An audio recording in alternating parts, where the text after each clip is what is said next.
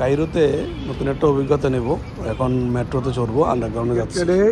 এই যে এখান দিয়ে ঢুকলাম, ঢোকার পরে এখন নিচে নামতেছি আন্ডারগ্রাউন্ড ট্রেন স্টেশনে, যেখানে আসি দাঁড়াবে।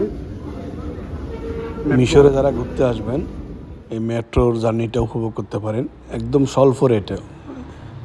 এক স্টেশন থেকে আরেক স্টেশন অনেক কম, 2 টাকা। এখানকার 2 গিনে থেকে শুরু করে আপনি যতটুকু যে স্টেশনে যাবেন সেই স্টেশন অনুযায়ী মানে ভাড়া 2 গিনে থেকে শুরু, ইজিপশিয়ান পাউন্ড।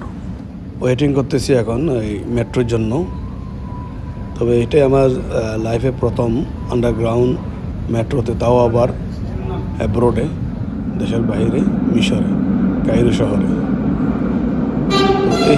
এই যে ট্রেনটা, এই মেট্রোটা এসে গেল, এখন আমরা উঠবো। এক কথায় খুব একটা মানে হোপফুল জার্নি ছিল আজকের।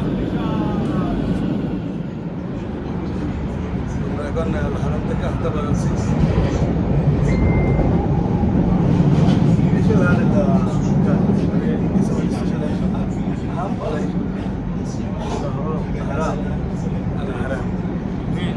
أنا من بنغلاديش.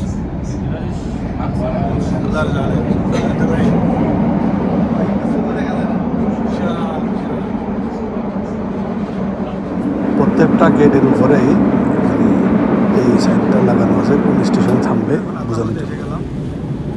আতাবা রেল স্টেশন। ভাই কোথায় আসলেন? কোথায় থেকে? আতাবা স্টেশনে আসলাম। কোথা থেকে আসলাম? আমরা আল হারাম আন্ডারগ্রাউন্ড মেট্রো স্টেশন থেকে রওনা দিছি, এখন এখানে পৌঁছলাম। এই সেই আতাবা আসলাম।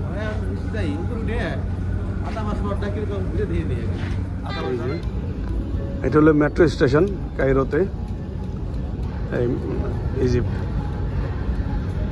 এক অন্যরকম একটা মানে আপনার আন্ডারগ্রাউন্ড মেট্রো, খুব ভালো লাগলো। ফার্স্ট টাইম আমি জার্নি করলাম বাই মেট্রো কায়রো, মিশরে।